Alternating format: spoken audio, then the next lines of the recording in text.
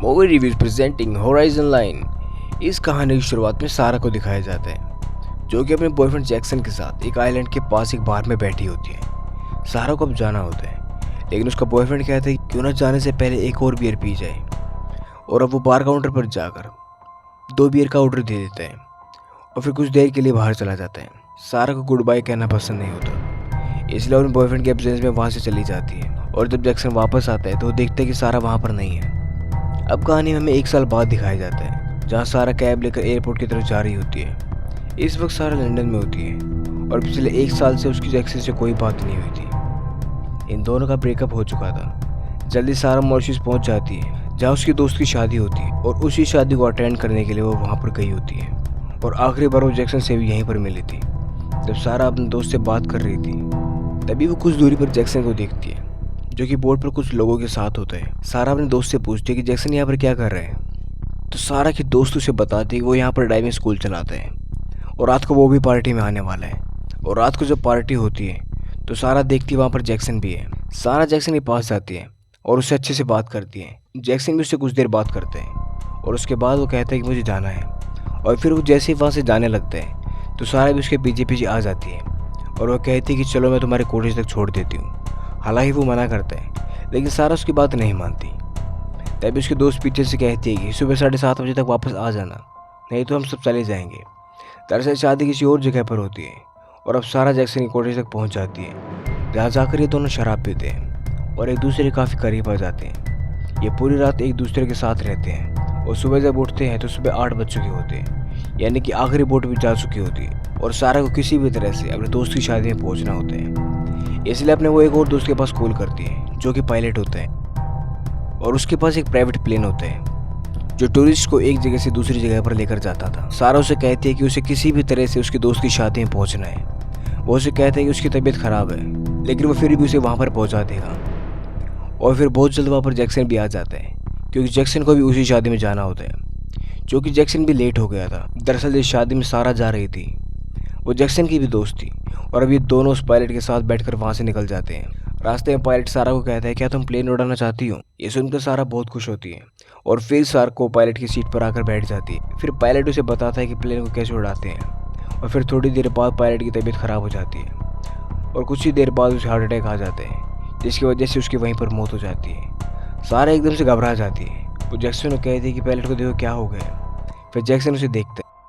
इसी दौरान प्लेन बहुत तेज़ी से नीचे जा रहा होता है और प्लेन में जो सामान रखा होता है वो उनकी तरफ आने लगता है और एक गैस का सिलेंडर कंपास से आकर टकराता है जिससे वो टूट जाता है। इसके बाद सारा प्लेन को किसी तरह संभालती है और बड़ी मुश्किल से उसे हैंडल कर पाती है क्योंकि उसके दोस्त ने उसे प्लेन उड़ाने के बारे में बहुत सारी बातें बता दी थी। इसलिए वो प्लेन को संभालती है और फिर प्लेन के रेडियो के जरिए वो किसी से कॉन्टैक्ट करने की कोशिश करती है और सारी सिचुएशन बताती है। फिर कंट्रोल रूम से उन्हें एक लोकेशन बताई जाती है और कहा जाता है कि तुम जल्द से जल्द उस लोकेशन पर पहुंच जाओ।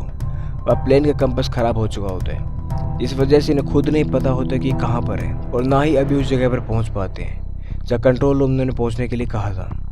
बस ये लगातार अपने प्लेन को हवा में उड़ा रहे होते हैं और थोड़ी देर बाद इनके प्लेन के सामने काले बादल आ जाते हैं, यानी इनके सामने एक तूफान आ गया है और इस तूफान से होकर इन्हें गुजरना होगा। जैक्सन को एक आइडिया आता है कि वो कंपास के मैग्नेट को निकाल कर एक गिलास में शराब डालता है और फिर उसमें मैग्नेट डालते हैं जिससे इन्हें सही दिशा का पता चल जाता है और फिर ये उसी दिशा की तरफ बढ़ चलते हैं। पर तूफान की वजह से जो इन्होंने कंपास बनाया था वो फिर से ख़राब हो जाता है और फिर थोड़ी देर बाद इनके प्लेन पर बिजली गिरती है जिससे इनके प्लेन का बैलेंस बिगड़ जाता है। पर किसी तरह से उस तूफान से बाहर आ जाते हैं और थोड़ी देर बाद इनके प्लेन से फ्यूल लीक होने का अलार्म, जिसके चलते अगर इन्होंने जल्दी से लैंडिंग नहीं किया तो प्लेन क्रैश हो जाएगा। इसलिए जैक्सन डिसाइड करता है कि वो प्लेन के बाहर जाकर लीकेज होने वाले होल पर टेप लगाकर उसे बंद कर देगा। दरअसल उस तूफान की वजह से फ्यूल टैंक लीक हो गया था। सारा जैक्सन को बाहर जाने से मना करती है पर जैक्सन कहता है अगर उन्होंने लीकेज पर टेप नहीं लगाई तो हम सारे के सारे मर जाएंगे। इसके बाद वो एक रस्सी को प्लेन से बांध कर और फिर अपनी कमर पर बांध लेता है और धीरे धीरे बाहर जाकर टेप लगाने की कोशिश करता है जहाँ से फ्यूल लीक हो रहा था और फाइनली बड़ी मुश्किलों के साथ वो उस जगह पर टेप लगा देता है जिससे फ्यूल टैंक की लीकेज बंद हो जाती है। पर जब जैक्सन वापस आ रहा होता है तो उसका हाथ स्लिप हो जाता है जिस वजह से सारा डर जाती है। वो प्लेन को ऑटो पायलट मोड पर लगाकर किसी तरह से जैक्सन के पास पहुंचती है और उसे ऊपर खींचती है। पर अब जैक्सन जख्मी हो गया था, उसके हाथ में चोट लगी थी, उसे दर्द हो रहा था पर उसने फ्यूल की लीकेज को बंद कर दिया था। पर अब बुरी बात ये थी कि उनका फ्यूल टैंक में बहुत कम फ्यूल बचा था और अगर इन्होंने कुछ नहीं किया तो जल्दी इनका प्लेन क्रैश हो जाएगा। सारा डिसाइड करती है कि वो प्लेन में जितना भी सामान है उसे बाहर फेंक देगी ताकि प्लेन का लोड कम हो जाए और इस तरह से सारा सामान फेंक देती है और इस दौरान सारा अपने दोस्त की डेड बॉडी को भी बाहर फेंक देती है क्योंकि उसे किसी भी कीमत पर प्लेन का वजन कम करना था ताकि फ्यूल ज़्यादा देर तक चल सके।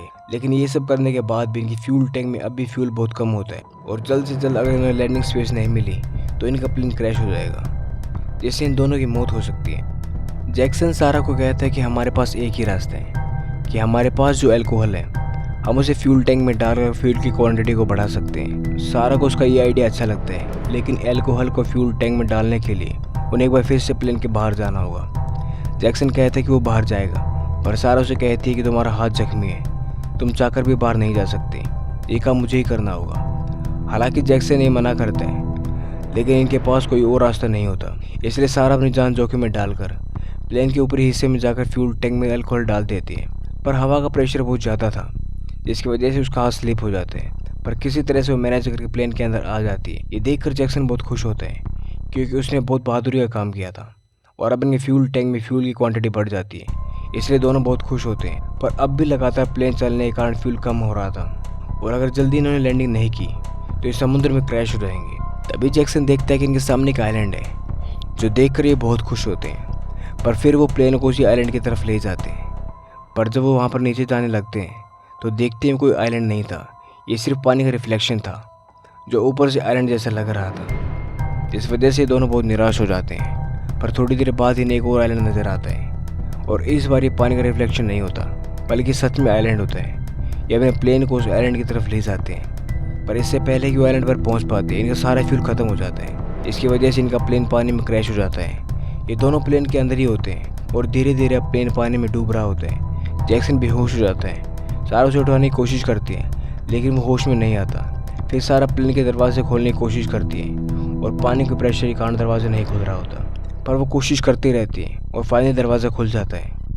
इसके बाद सारा जैक्सन को बाहर निकालती है और फिर जैक्सन को लाइफ सूट पहनाकर उसे सतह पर ले आती है, पर ऊपर आकर वो देखती है कि जैक्सन अभी भी नीचे है। दरअसल लाइफ जैकेट पहनने के बाद भी जैक्सन नीचे ही रह गया था क्योंकि वो लाइफ जैकेट प्लेन में फंस गई थी।